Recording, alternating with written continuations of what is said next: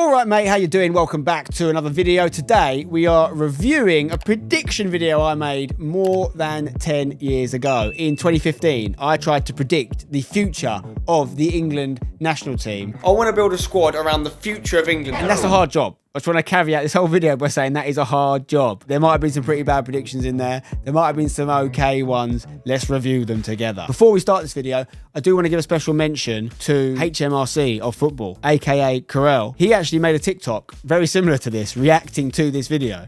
So he's kind of inspired me to react to my own video. I'm pretty sure you guys know about this guy. He's doing some great football content. Go and follow him if you don't already. Let's crack on. So this is the team that I put together. Okay, before we get into individual players and the journey in football they've had since, let's look at the overarching thing here. This is a bronze team. This is a 61 rated team. Maybe the best prediction here, by the way, guys, is the manager. I had Big Sam as the manager, who was not England manager at the time. He didn't become England manager until 2016, a year later from when I made this video. So that was actually bang on. I know he only managed, I think, one game for England. Oh, what a game it was. So we got that bit right. The rest, not so much. Start off with the goalkeeper. We've got Jonathan Bond. Was the man I fancied. I've got to be honest with you, I can't even remember what I was thinking with these shouts. It was so long ago.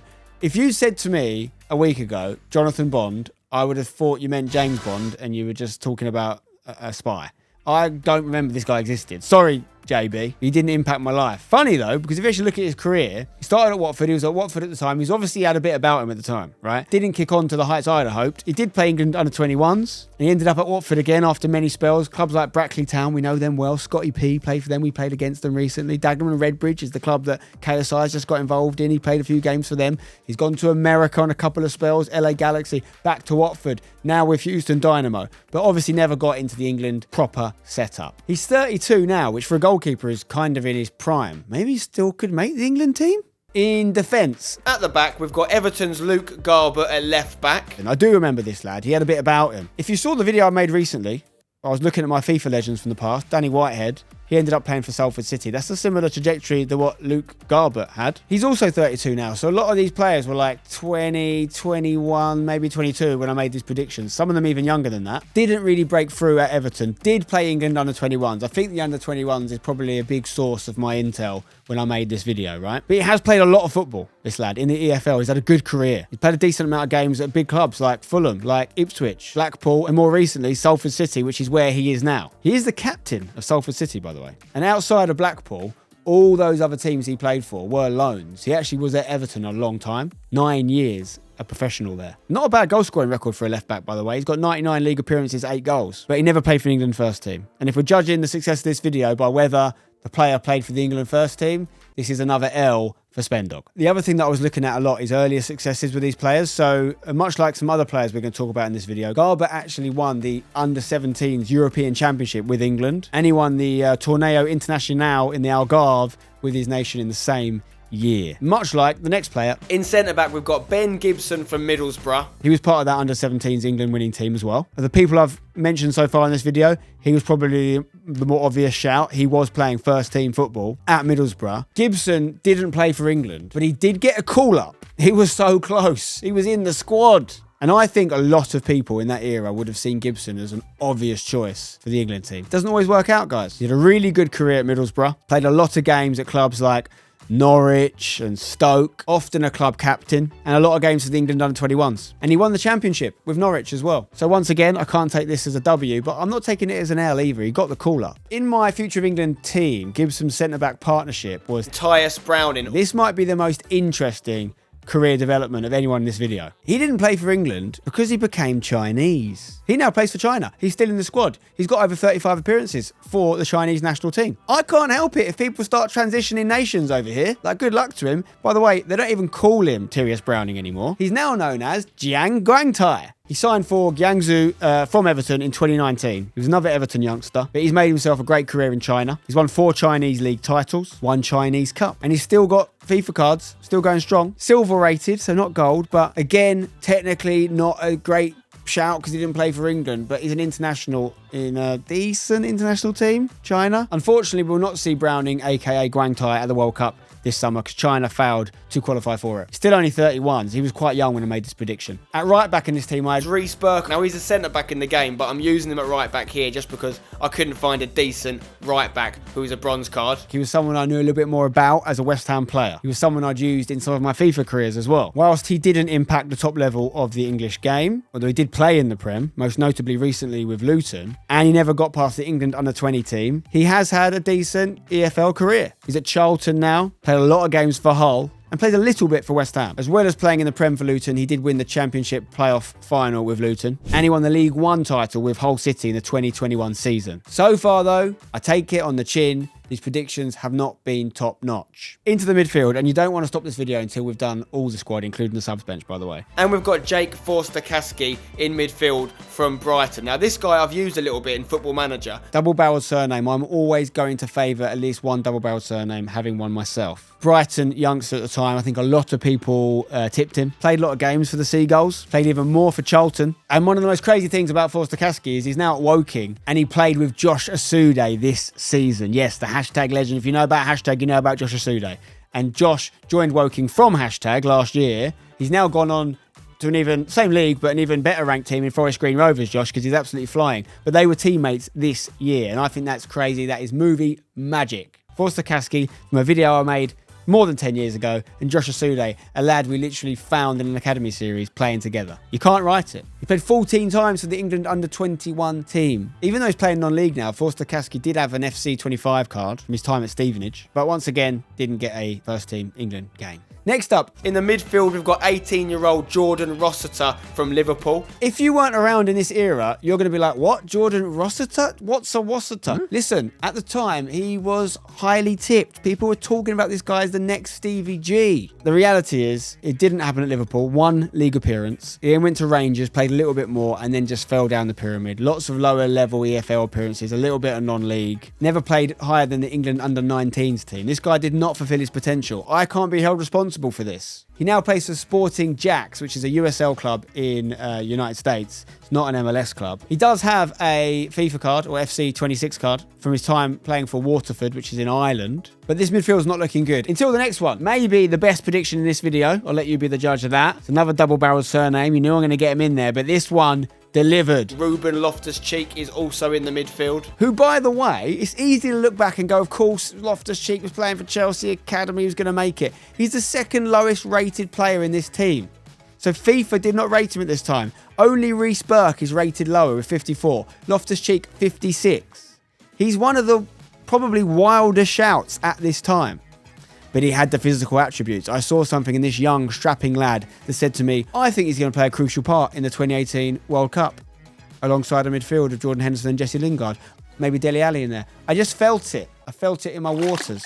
Even with the amazing career Loftus-Cheek has had, now plying his trade, of course, in Serie A with AC Milan, doing some great things in the Premier League as well, not just with Chelsea, I still think maybe he hasn't fulfilled his full potential, you know. I'm not sure he will go on to bigger things from now, but I think there's maybe a little bit of talent that's been left on the table with Big Ruben. At his best, and I was lucky enough to be in Russia for that whole 2018 World Cup and see every one of those England games, he was unstoppable, unplayable, an absolute man mountain in the midfield. And I'm very glad I had him in this team. 11 appearances in the end for England, which is actually not many when you consider he played a lot in that World Cup and the run-up to it. That's basically his whole England career right there. But he played throughout the age groups, and this is my first just 100% green tick. I mean, I was trying to predict the future of England, i.e. like the big names.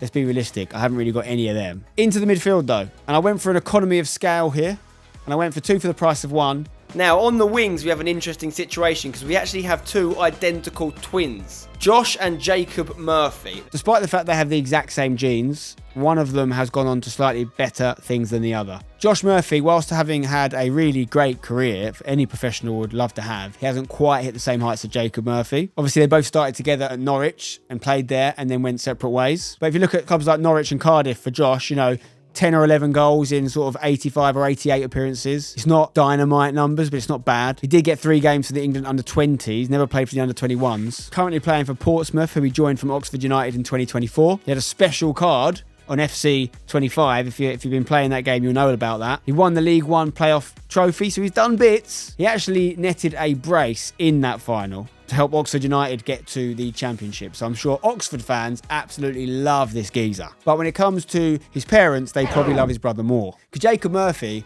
maybe, and I'm guilty of this, guys, he may be one of the most underappreciated assets in the Newcastle United portfolio. Many people think the reason Isak hasn't hit the ground running at Liverpool, despite his injury, of course, is that he hasn't got Murphy on that same wavelength, putting those balls into him as an out-and-out proper winger. One thing's for sure, Eddie Howe absolutely loves this bloke, and he's been an important player for Newcastle for some time now. 209 league appearances. That's just league appearances. 22 goals, a lot of assists in there. They don't really make them like the Murphys anymore. These are old school wingers / wide midfielders, like almost probably at their best in a 4-4-2, you'd say. Good at the defensive side of the job as well as the offensive side, and that's why Eddie Howe loves him. Also had a special card in FC 25, still going strong in FC 26, and of course, he was part of that team that won the League Cup for Newcastle, that long-awaited trophy that the Magpie fans have been waiting for so long. He was part of the team that brought that home. So much like I said with his brother at Oxford and then getting that big playoff win, I'm sure Newcastle fans will always love Murphy of the Jacob variety. And he's playing in the Champions League regularly. Yes, you're right. He didn't get a game for the England first team. Never say never. Maybe not over for him. Probably over for him, but maybe not. He is 31 now. Only recently turned 31. England call-up probably unlikely, but played for the under-21s, played in the Champions League. This isn't the worst shout, guys. Come on, cut me a break here. And finally, our striker in this team was James Wilson. 78 pace, not a lot, but for a bronze card, he's okay. Has mostly been not a top-tier striker, though, let's be honest. Again, under-21s, only played once, but he scored. That baffles me. You're telling me he got called up for the under-21s, scored on his only game, and didn't get called up again? What's going on? How can that be a thing? Am I saying he should have played for the first team of England? No, I'm not. I didn't know then what I know now. I am being told that he's currently without a club. Are you thinking what I'm thinking? James Wilson, how does a move to East London sound? New ground, new you? Most recently played for Northampton, has had spells at clubs like Brighton, Aberdeen in Scotland, Salford, another player that's played for Salford, Port Vale as well. As a striker, you're probably asking for a little bit more goal scoring. Like 17 league goals in 93 league appearances for Port Vale. It's kind of minimum viable product for a striker, that I'd say. 9 in 29 for Salford. You look at these numbers, you can sort of see he's like a League 2 striker, really, isn't he? He is still only 30. There's life in the old dog yet. I might have to get on the blower. Now then, that is the 11 from that team. Before we crack on, let me know in the comments below what you think of my predictions so far. And drop a like on the video if you're enjoying it. Let's look at the subs bench, because there's some names in here, boys. Surely, Chuba Akpom is a name you're familiar with. If you're not, you're the problem. The truth is, he didn't quite get to the very top. But he's played at some very cool clubs. In fact, actually, I'm going to take that statement back. He's played for Ajax. Is that not the very top? It's certainly the very top of the Netherlands. Starting at Arsenal, obviously. Brentford, not a lot of goals in the early part of his career. Sure, that is a criticism. That is fair. Hull City, Brighton. Then it started to click. Something happened when he went to Sint-Truiden. If you're wondering, that is a Belgian club. What was it that worked for him? Is it the fact that it's always a Belgian? Did he have some waffles? Did he discover the taste of Belgian waffles and it just elevated his game? I don't know, but he started scoring 6 in 16 there. Then he goes to PAOK, that's in Greece. 14 in 54 here, was starting to cook. Middlesbrough was the big one, though. 77 games, 33 goals. This is league football. That is a good return. Goes back to PAOK. Then goes to Ajax, 14 in 42. He still belongs to Ajax. He's had loan spells at Lille and Ipswich. He's there now in the Championship, trying to get them back into the Prem. He hasn't, unfortunately, continued his goal-scoring ratio that he'd been doing in the other leagues and countries. 2 in 22 is not vintage, is it? But this wasn't a terrible shout, I don't think. Also from Newham, which is very close to hashtags new ground. He's done some interesting things in his career as well. Won the Super League trophy in Greece. He actually scored the only goal of the Greek Cup final to win that trophy with PAOK. And the Championship top goal scorer. Right, this one's a key one, okay? Again, if you don't know, you won't know. But if you know, you will know. Lewis Baker. This is a player's player. If you ask people that have been around that Chelsea academy around that time, almost all of them, and I'll put my reputation on this, will say Lewis Baker was the most talented football player I ever played with. A little bit like what the Man United lot say about Ravel Morrison. He was the one that you'd have put your house on will go to the top. It doesn't always work out that way, and unfortunately for him, it didn't. But this prediction at the time was as close to an ability to print money as you could have got. But I had some concerns, so I didn't put him in the starting lineup. Still only 30, guys. And still doing bits, by the way. They're just not at the top tier. Stoke is where he's had most of his career, 116 games, 27 goals. But when it came to like that technical ability, he was second to none. He could do things, and this is not my eyewitness account. This is what I've heard from multiple sources. He could do things in training that just beggared belief, and people just didn't know how he was doing it. And it's one of those things you say, do this, and he just do it first time. He had 17 games for England under-21s, 8 goals. Let's just think about this for a second. Not a striker. 8 goals in 17 games for the England under-21s, and never played for the first team. You sometimes have to wonder whether the under-21s is fit for purpose. He's another one that also went abroad to find some form at times, to Germany, to Turkey, to Vitesse earlier in his career. There's that relationship between Chelsea and Vitesse. They used to send a lot of players there. Nowadays, they've got the whole Strasbourg connection. There's no doubt there's a quality player there. And listen, even if you play Championship or even lower, you're still a quality player. We're just trying to pick the future of the England team here, and he didn't quite make it. Cooley Woodrow was my substitute striker. When I made my prediction, he was playing at Fulham. And I say playing, I mean playing. 54 games for Fulham, 8 goals. For a youngster, let's not forget, coming through there at least. Southend, loan spells, Burton, Bristol, Barnsley. Scored a decent amount of goals for Barnsley when he actually moved there permanently. 42 in 131 league games. Has slowed down a little bit since then, lads. He did score 3 goals in 9 games for the England under-21s, but never got that official call up to the first team. Next up, my substitute goalkeeper, Marcus Bettinelli. This is an interesting one. Whilst he never really got close to the England team, he's had a career. Spent a long time at Fulham, played a lot of games at Fulham, over 100 league appearances for Fulham. Went to Dartford, who are in # league now, Accrington Stanley, a couple of spells there, Middlesbrough, played a lot of games, and then he just stopped playing. 2021, he stopped playing because he became that guy. You know that guy? Most clubs have one at the top tier. They're usually a third choice goalkeeper, and they go and get paid for doing absolutely nothing. Let's be honest. I know, obviously, he's training, he's travelling, he's sitting on the bench a lot. And I'm not mugging him off. If that's the gig, it's a great gig. Get the gig, mate. You've earned it. You've played hundreds of games in your career. Every club needs one of these goalkeepers. He's only 33 now, right?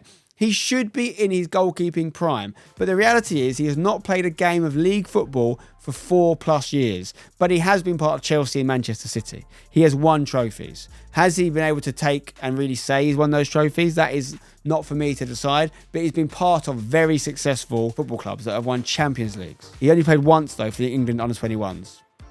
I'm not here saying a goalkeeper shouldn't do this. I think it's a great gig. But if you want to have a career where you play a lot of football, you don't do this. Maybe that is why he never cracked it in the England team. That move, when you go to the big club and don't play, I think that's what you do at like 36, 37, like Scott Carson vibes. You don't do it at 29. Well, Marcus did. Next up, I had Adam Campbell, diminutive striker who was playing his trade at Newcastle at the time. I mean, the only places he's really scored any meaningful amount of goals have been in more recent years at the likes of Darlington, Gateshead. Not an out-and-out prolific goal scorer. Did play 5 times for the England under-19s. I'm not going to dwell on this one too much. If you know him, you remember him, but he didn't crack it. You know, Notts County, Morecambe, good career, not an international, certainly not an English one. Reece Alassani was a pick of mine on the bench. Winger, Crystal Palace. Mostly had his career in non-league, actually. He's played for a lot of the clubs that # come into contact with regularly in our league. Dulwich Hamlet, Wingate and Finchley, Woking, where Josh Asude has played this season. Didn't really have a professional career in that way. He had 7 games for the England under-17s and 9 goals. Never played beyond that in terms of England setup. I'm pretty sure I went with this guy because he was playing well for me in one of my FIFA series at the time. It might have been London United as a Crystal Palace player. You guys might remember this one more than me. Alassani, back post! This was a rogue shout. Didn't work out. Imagine if it had. James Alabi was also on the bench. Stoke, youngster at the time, just didn't crack it. Didn't make it. I have to genuinely wonder where I got some of these shouts from. Some of them might have been Football Manager based. There might have been players I've seen come through on Football Manager. And if that's the case, you've got to blame their scouts, not me. Mostly has been around non-league. Welling, who are in # league now. He's played there. Bromley actually was probably the club he did the most damage at. 77 games, 12 goals. Chester, 23 goals and 58. That's not actually too bad. But it actually took him a while to get playing. When I predicted him and he was in the Stoke setup, he didn't really start playing regular football until he went to Chester in sort of 2016, 2017 time. Dover Athletic, another team we know well. Interestingly, the only England performance he ever got was for England's C team. Do you guys know about England's C team? It's a bit of a weird one. We don't have an England B team per se. You'd probably call that the under-21s. But England's C team is an England team that's made up every now and then. It's a representative 11 that you have to be non-league.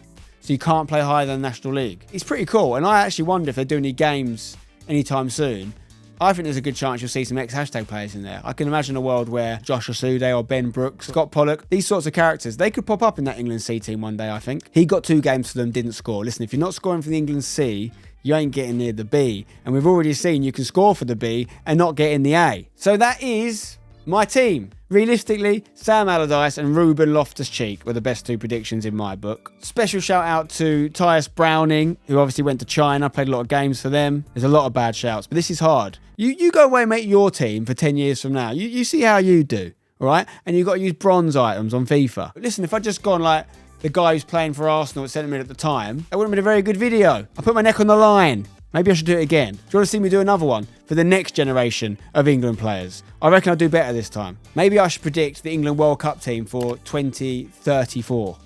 What do you think? Drop a like on the video if you enjoyed it. Subscribe for more. Until next time, don't go changing.